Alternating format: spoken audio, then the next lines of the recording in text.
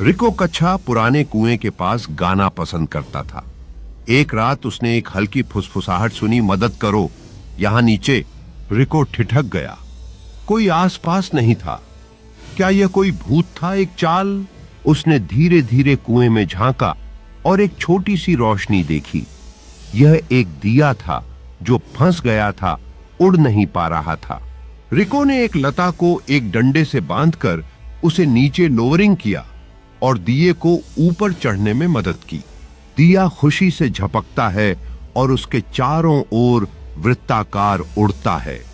उस रात से कुआं फिर कभी फुसफुसाया नहीं और रिको रात का नायक बन गया।